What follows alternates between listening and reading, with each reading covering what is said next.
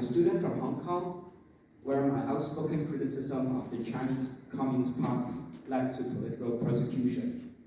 My story is not just mine. It represents the broader struggle for freedom and truth against authoritarian control. At the age of 15, the National Security Department of the Hong Kong Police entered my home with a search warrant signed by a judge under the charge of sedition. What have I done? Posting videos satirizing China's supreme leader, Xi Jinping, as a way to express my anger towards political indoctrination in schools and the Hong Kong national security law. In 2020, while still in middle school, I began remixing Xi Jinping's speech into comedic songs, highlighting criticism of Xi Jinping and the CCP's politics. I also plan to host a Lunar New Year satire event mocking Xi Jinping with 2 influential YouTube channels. Reuters with over 100,000 subscribers and 200,000 Twitter followers. And the Great Fire of Rock with nearly 60,000 subscribers and 200,000 followers on Twitter. However, just before the event in 2021, I discovered that the sensitive personal information about me and my family, including our ID numbers, had been published online.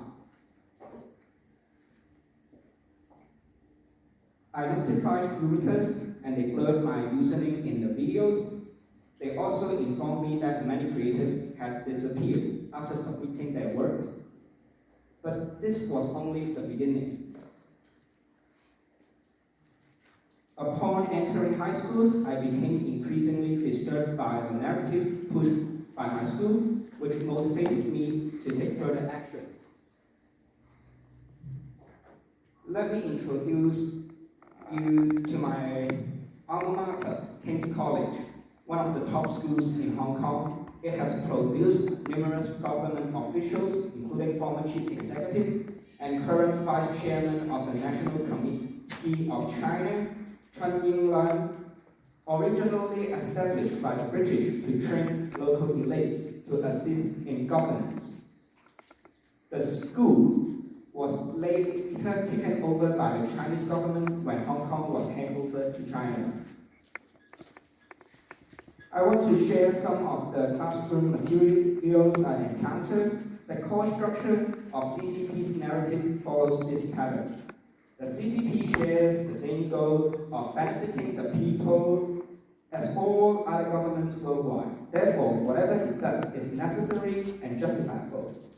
However, we reserve the right to define what is good and bad on a case-by-case basis. The logic allows the CCP to criticize America's potential TikTok ban while justifying its own censorship of Western social media through the Great Firewall. Their argument is not because someone else is doing this, therefore we can, but rather because we can do this, therefore we will. I would like to share some of our national security education materials. The curriculum stated that many countries have national security laws, yet they failed to mention the critical difference in detail. For instance, they cited US laws regarding proper conduct during playing the national anthem to justify Hong Kong authorities criminalizing disrespect towards the CCP's anthem. By doing so, they made a conceptual shift from guidelines to criminally enforceable obligations. The term national security is so broad that everyone might interpret it differently. Instead of providing an objective definition, our materials directly quoted Xi Jinping's concept of holistic national security. And what does Xi Jinping mean by this? He defined political safety, the persistence of the current system and regime in power, as the foundation of national security. Whoever is in power now must retain in power forever to avoid chaos. And who is currently in power right now? Xi Jinping and the Chinese Communist Party. Essentially, supporting the ruling party is framed as an act of defending the nation and its people. Under the national security law, crimes are defined so broadly that they can be applied to any form of dissent. The first crime is secession, which criminalizes advocating for Hong Kong or Taiwan independence based on the ground that the land is where people live. However, Hong Kong has its own immigration system, so mainland Chinese citizens cannot live or work in Hong Kong without permission. A Chinese person can be deported from Hong Kong to China, and a Hong Konger can be deported from China to Hong Kong. Taiwan has its own elected government and military and has never been ruled by the CCP.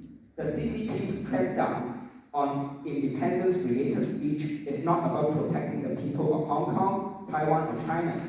It is about preventing the free discussion of the same ideas that led to the American independence. The second crime is subversion. The material claim that the foundation of governance is the continuance of the regime, implying that the regime's survival is inherently good. But if that were true, why did the CCP overthrow the Nationalist Party, the KMT? Why does it continue to criticize foreign governments for policies it disapproves of? The material never addressed the question of what happens when a government becomes corrupt, oppressive, and ceases to serve its people. They did not answer that in such case, do the people have the right to overthrow the regime if a revolution benefits the people? Throughout my times in school, I shared my findings and research with classmates. Many actually knew about topics like Tiananmen Square massacre were sensitive, but did not know what had happened. I analyzed the error and fallacy in our school materials like I just did, and debate with CCP apologists in school.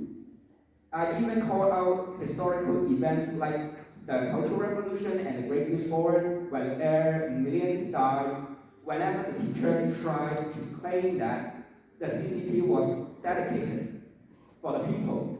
My goal was simple, to help as many students as possible to see how the CCP manipulate narratives to shape their mind.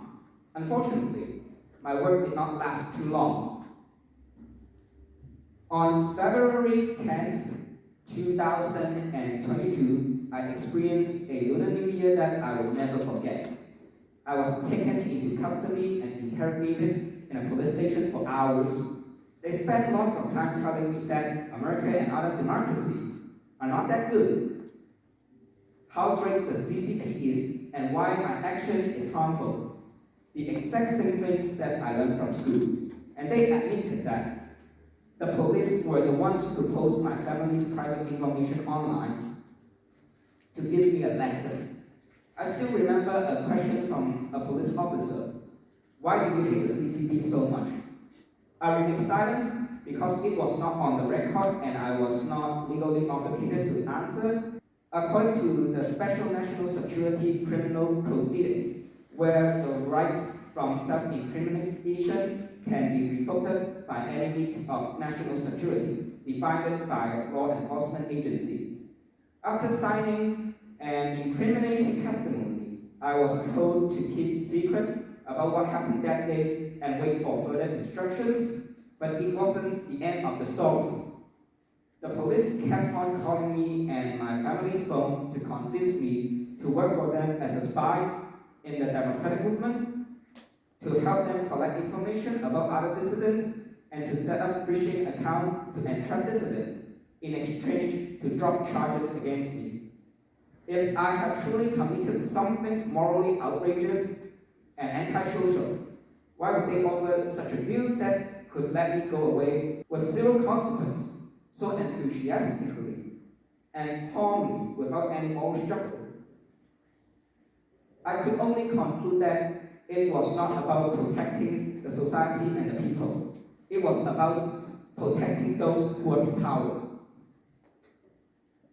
I was in a huge conflict with my family. Some wanted me to work for the CCP, some wanted me to shut up and go to jail. I bought myself sometimes by procrastinating. Eventually, I convinced my older brother to buy me an airplane ticket to the US to seek asylum.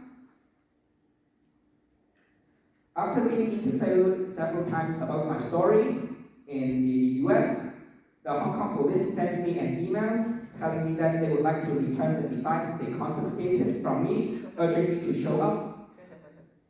If you look at the email address, NS stands for National Security, and at police.gov.hk is the email domain for the Hong Kong Police Force. Lastly, I want to issue a warning. If an emperor wearing invisible clothes cannot tolerate his people speaking the truth about his outfit, he will not tolerate the people of other nations doing the same things. Even if he conquered the world, he will continue to assert his authority until he ensures absolute loyalty from all. Today, we face an internal threat, people who are awake yet pretend to be asleep. There are those who actively suppress efforts to counter CCP influences worldwide, disguising their action under noble slogans like protecting our children from racism and Americans should only care about America. Yet, they never speak out for those oppressed by the CCP or against how the CCP benefits from unfair trade practices that harm the American economy. They may dismiss me as a rebellious teenage prankster, but the truth is, the CCP is actively shaping narratives in America to influence US politics. Linda's son is just the tip of an iceberg. This is not a partisan issue. Whether you are a Democrat or a Republican, the CCP is a problem for America. Now it is the time to inform our American friends of the truth. Now is the time to stand against CCP propaganda. Now is the time to uphold the founding values of America. Thank you very much.